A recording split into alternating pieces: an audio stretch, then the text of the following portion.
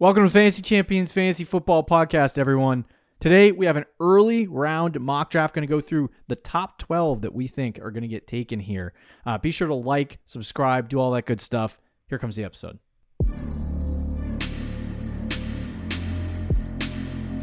Welcome to the Fantasy Champions Fantasy Football Podcast.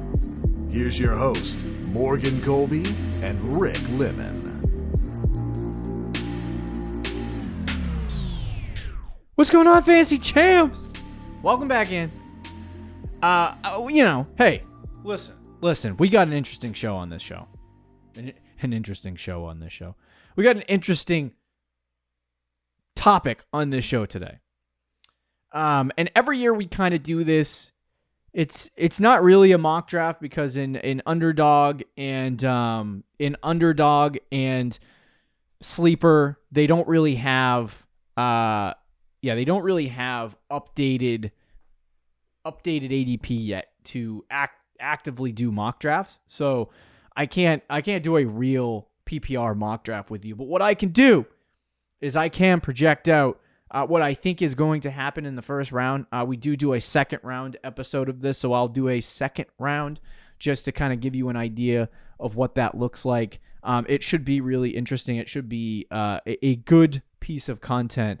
If you haven't already, though, please leave a review on this podcast and share it with your friends. Follow us on all social platforms as well. We are out there in the hemisphere. We also got some big stuff coming up. We're going to have a brand new website being launched at the draft. So, I mean, that's in and of itself an amazing thing. So anyway, yeah, this should be an interesting show. So without further ado, let's just jump right in. Let's get right to it. There's no reason to dilly-dally here. We're going to get right to the content. So we'll do an early first round mock draft. It's going to be PPR. So it'll be, this will be a relatively short and concise episode, probably like 15, 20 minutes, but I always say that and it goes longer. So we'll run through and do this. I do have a little mock draft open on Sleeper, but I won't share my screen because I don't find it necessary. We're not doing a full mock draft, so you don't need to see. So just listen along, watch along, and we'll get there. All right, so this year should be interesting based on a lot of the different variables. We had an interesting fantasy football season. Obviously, the first round, typically, I think this year is going to stand pat with that. Maybe you get a Josh Allen or a Jalen Hurts in the first round, which we will see how I project it out as we're going along. I haven't written down any preconceived notions. I'm just going to make selections and then pretend I'm the second team and make another selection. Usually I have Rick here to do this. It makes it a little bit easier, but we'll go from there. So we had some really, really good players in fantasy football this year that I don't know it's going to translate into, being the 101 next year, because there are some people who love the players that were at the top. Jamar Chase, Justin Jefferson, both lost their quarterbacks this year. They're both probably the best receivers in football. And, we had some interesting scenarios there. But wide receivers, I talked about this before. The top two guys, Tyreek Hill and CeeDee Lamb, both had 367 and 355 fantasy points on the season. And Tyreek Hill missed the whole game, so he probably would have beaten CeeDee Lamb at that threshold. You also had Amon-Ra, A.J. Brown, so some of these guys are probably going to end up being top receivers taken. We'll just see how it shakes out. And then on the flippity-flip side, we had CMC come in here and get 391 fantasy points. So it should be really interesting to see where things kind of land and where things play out. I'm curious to see where I end up having Kyren Williams. But let's just get started with the first pick here. I think this year you're probably I don't know if I agree with it, but I think personally this year, excuse me for that loud friggin' noise. But I think this year we're going to have Christian McCaffrey as the 101 in redraft in PPR leagues. And I think the reason why is because even though the wide receiver position had a great finish from CeeDee Lamb that was outstanding, CMC outscored him by 30 fantasy points almost. And after that, there's not a lot of running backs, but 24.5 points per game in PPR is the highest points per game total. If you put all the tight ends, wide receivers, quarterbacks, and tight ends together overall, Christian McCaffrey finishes as the highest scoring player. Now, I don't want to chase that, but I think that kind of production on the season will simply mean that CMC ends up being the 101. And we'll see what happens in the playoffs. I mean, obviously, this weekend they're playing the Lions to go to the Super Bowl. So we'll see if Christian McCaffrey is able to make it work and not get hurt here at the end of the season, because that would affect his draft stock. But I think if everything stays the same, CMC will be the 101 this year. And he is 27 years old, so it does concern me a little bit. Like, I don't think he can produce. Like, who knows? It's the 49ers. Maybe he can produce like that, but every season. But with the even if he drops 50 points, he's still very much in the conversation of a top 3-4 selection. So I think, just because of the positional differences between wide receiver and running back, and that guys like CMC are just not available anymore, I would say that a guy like Christian McCaffrey definitely goes 101. After this point, though, there is a really strong run of wide receivers that I think would happen. And I think it starts probably with this one's a tough one, because I don't think CeeDee Lamb is going to – I don't think people are going to jump CeeDee Lamb into, in front of Ja'Marr Chase and Justin Jefferson.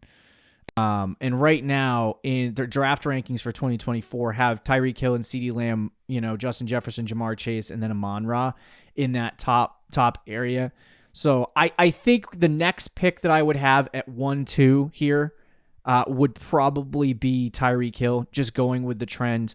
Tyreek Hill on the season, before he had to, miss some time, he just missed one game in week 15, but he was averaging 23.7 fantasy points per game. If he played that game, there's a really good chance that he passes CeeDee Lamb. He only needs 12 points to pass CeeDee Lamb in weeks 1 through 17 in fantasy football.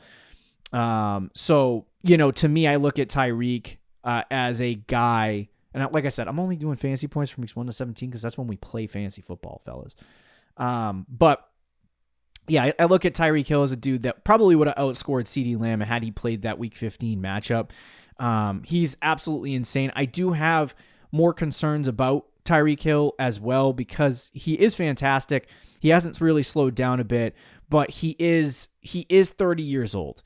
And I don't know how much longer a dude like Tyreek Hill can continue to produce the way that he is. You saw the similar thing with Travis Kelce, where he had this monstrous year this year and then finished as the wide receiver too. So, the tight end too in fantasy football. So I think for me, in my mind, I look at Tyreek Hill, and it's like, he is 29. He is going into his 30-year-old season. This is when typically the fall off for wide receivers happens, is between ages 30 and 32.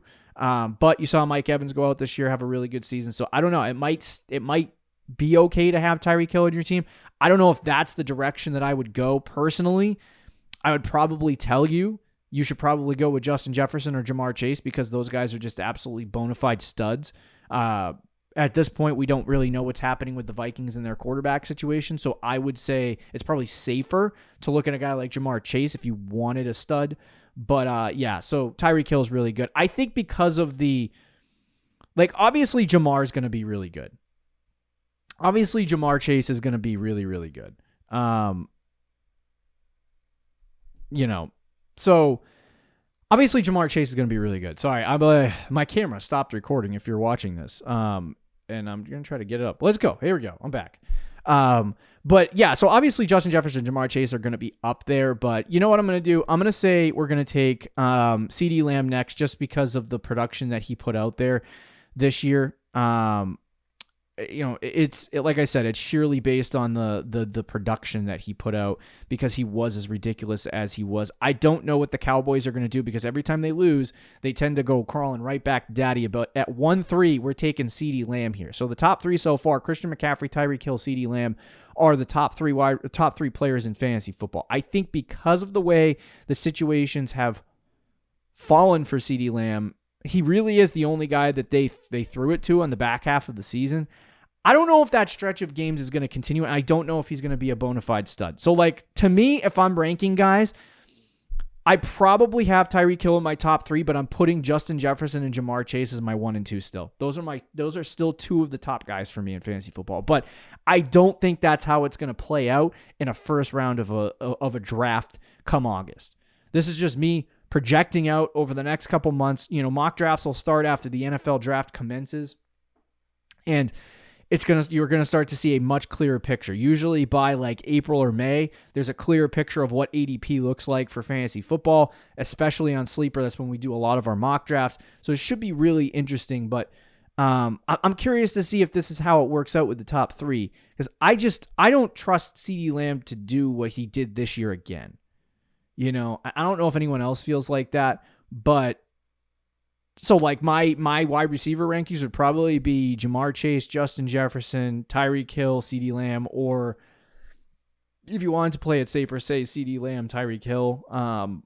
There'll be a ranking show, so you'll hear it. But after that, like I said, I would go with the safer bet, which is Jamar Chase. We know who his quarterback is going to be. It's Joe Burrow. So when Burrow's back and he's healthy and he's good, hopefully the Cincinnati adds some weapons. They're going to lose T. Higgins probably if they don't tag him. So if that is the case, Chase is just left there with even more target share for him to get. So he could get into that Justin Jefferson target share.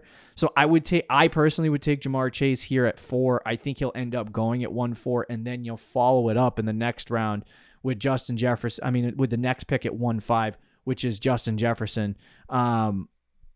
So these two guys, end up being really, really good at that position. CMC, Tyreek Hill, CeeDee Lamb, Jamar Chase, Justin Jefferson is your top 5 for me in fantasy football. So now the questions start flying in about what to do and when the running backs start factoring into this. You know what I mean? And because I do think there's going to be a lot of receivers taken off the board. I don't think Stephon Diggs is going to be my top selections here. But, so it's like, but you do have some really good running backs. Kyren Williams will probably be a back end of the first round guy, but I think some guys that you could definitely take a look at the running back position here are definitely Breece Hall. He's probably going to be up there at the running back position. Kyren Williams and Bijan. I could see those 3 to 4 guys finishing getting into the first round of a draft. I don't think Travis Etienne is going to be a first round pick. He might edge into the first round, but I don't think he's going to end up being a first round pick at the end of the day, just based on what the content is. So to me, I'm looking at the running back position and I'm thinking that, I still don't think a running back will go yet in PPR. So the next best receiver for me would probably be AJ Brown in this slot. And, I think AJ Brown is fantastic. He did have a bad back half to the season. I don't know what the future holds for the Philadelphia Eagles. A lot of people were talking about the Eagles, blowing it up and firing what's his name, and AJ Brown being unhappy. But either way, AJ Brown, really good player. He finishes the wide receiver 4 through 17 weeks in fantasy football. So he's going to be out there in the hemisphere. A lot of people might argue that Amon-Ra St. Brown probably should finish or go ahead of him. But I think with the way A.J. Brown plays the game of football, he's probably going to be that next selection. After that, I think we got to get a running back involved in this. And the question is, which dude is it? Because Breece Hall finished in the top 4. Raheem Mostert's not doing that. Kyren Williams is also in this conversation. Everyone loves Bijan, but Bijan had a down year. We got to see what's going on. They hired Raheem Morris, I think, as their head coach the other day, and they don't have an OC yet, so we'll see. It might be Zach Robinson. The anticipation is that Zach Robinson comes from L.A., goes all the way down there, to Atlanta, and that he's the OC, which means really good thing. Like if they get Zach Robinson, Bijan's got to be in the top 5. But I think the next best guy to me is either Breece Hall or Bijan Robinson or maybe Kyren Williams. One of those 3 guys is going to be an option for you. I would say it's probably Breece Hall or Jameer Gibbs is gonna go high, I think. But I think if I'm gonna take a running back here, I think we're gonna go with I think the hype is gonna get up there for Bijan, and I think we're gonna end up seeing Bijan Robinson go 1-7. And that's where it'll end up for Bijan. So he'll be a first-round pick as well. And then after that, I don't see Amon-Ra St. Brown going any lower than this point. So he would definitely get snatched up at 1-8 and be a dude that you can get at 1-8. So right now, 101, Christian McCaffrey. 102, Tyreek Hill. 103, CeeDee Lamb. 104, Jamar Chase. 105, Justin Jefferson. 106, A.J. Brown. 107, Bijan Robinson. 108, Amon-Ra St. Brown. So we got a lot of studs up in this biz. But we still have 4 more picks. So the 1-9 gets here, and this is where I think you could definitely see Breece Hall come off the board. But I think there's also a reasonable conversation to be had about the wide receiver position again. I would say that there's a good chance that Breece Hall goes off here. But let's see what the wide receiver position looks like. So obviously 4 guys taken off the board. Garrett Wilson, I think he's going to end up going in the second round if I had to guess. And then you also have Puka Nacua, who had a really fantastic season. But I think the best bet for me here is I think what they'll end up doing at 1-9 and what'll end up happening is Hall will go in here. At this slot. And I think people are still going to be hyped up on the Jets. Aaron Rodgers will probably be back off his injury, and everyone will love the Jets again, and it'll be this whole thing. But I don't know how good the offense is going to look next year. I don't know how things are going to play out. But Breece Hall at 109 makes a lot of sense for me if there's going to be running backs taken. I don't think maybe at 112 you get another running back taken, but I don't think for the next couple picks we're going to see a running back taken. But Breece Hall makes a lot of sense at 109 here for a plethora of reasons.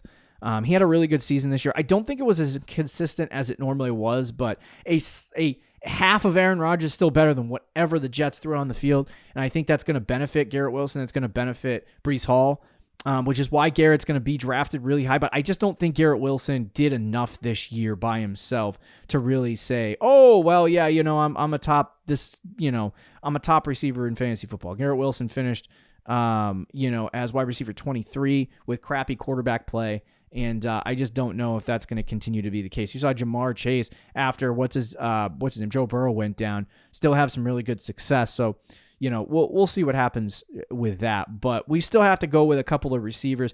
Here, I really do think Puka Nacua will go. I think Puka Nacua, he was just too good this year for regular guys who are drafting in fantasy football leagues to not take. And I think what you have to factor in is obviously there's a lot of rankings out there. There's a lot of people giving advice and input and all of that stuff for fantasy football. So people are gonna go to rankings. They're gonna go to other things. And right now, Puka Nacua, according to draft rankings on Fantasy Pros, was at number 7, I believe. So that might affect where he gets drafted, and he could fall into the 7 or 8, but he could fall into the second round. I could see that happening with Puka because people's opinions like that. But I do think that the season that he had and the type of production, there's just going to be too many people out there who look at Puka Nacua as this really studly player that they need to get on their team. So there's no way that Puka does not get drafted that high. And then you have, this is where things get a little bit more interesting because you have some other guys at the wide receiver position that I just don't see as first round picks. DJ Moore had a really good season last year, finished at wide receiver 8, but it's like, do you want to draft DJ Moore in the first round? Garrett Wilson has also been in that conversation. You know what? I think what we're going to have to do here at the wide receiver position and with pick 11, is it? As we wrap this thing up at pick 11, this is a challenge. I think Garrett is probably going to end up in that conversation. I think Garrett Wilson by the time we get to drafts, Garrett Wilson's probably going to be that dude who ends up at pick 111. Like I said, I think Stephon Diggs is going to be a second round pick, which I would take all day. But Garrett Wilson ends up at pick 11 because the hype ends up, he wide receiver 23 this year, finished in the top 24 with a quarterback carousel going around and with Zach Wilson. I mean, ugh, gross. But yeah, so I think that's kind of what happened. So right now we have Christian McCaffrey, Tyreek Hill, CeeDee Lamb, Jamar Chase, Justin Jefferson, AJ Brown, Bijan Robinson, Amon-Ra St. Brown, Breece Hall, Puka Nacua, and Garrett Wilson from picks 1 in order all the way to 11. That's a projected first round for me right now. Maybe I should do on this show really quickly a draft. That would be what I would do personally, but I do think that you could see, maybe instead of Garrett Wilson, you could see a quarterback fly in here at 111, a Josh Allen, for instance, but I think a lot of leagues will probably hold back on that. We'll see what happens. I do think at pick 112, there will be another running back, and I think it would be, a lot of people are going to hesitate on this one and not love it, but I would say it's probably Kyren Williams, because after the season that he had, there's just no way that you can't put him up here in this conversation. He didn't just finish as like a top 10 running back. Kyren Williams finished as a top 5 running back in fantasy football and arguably should have been RB1 on the season. RB2 on the season if he played a whole slate of games. So he probably is going to inch himself into the top 12. Kyren Williams gets picked 12 here. Very interesting first round. I do think Garrett Wilson could fall into the second because a guy like Josh Allen or Jalen Hurts ends up in the first round. I don't think there's going to be any first round tight ends this year. I don't think that's going to happen. But it's a very interesting draft. It's a very interesting start to the draft. And there's still a lot of really good guys that you could go with that fly in there in the second round. And we'll talk a little bit more about them next week. I think it's going to be a big run on running backs in the next round. But 101, you got Christian McCaffrey. 102, Tyreek Hill. 103, CeeDee Lamb. 104, Jamar Chase. 105, Justin Jefferson. 106, AJ Brown. 107, Bijan Robinson. 108, Amon-Ra St. Brown. Breece Hall at 109. Puka Nacua at 110. 111, we have Garrett Wilson, and then Kyren Williams rounds off the first round at 112. So interesting first round mock draft. But there you have it. If you have any questions about this, please leave a comment down below. Ask questions, engage. Tell me if I suck at this mock drafting business, if this is going to be right or wrong, what you think is just leave a comment. Like, subscribe, do all that good stuff. We'll talk to you next week, guys. See you later. Thank you for listening to the Fantasy Champions Podcast. Make sure you subscribe on iTunes and YouTube and follow us on Twitter @TheFFChamps.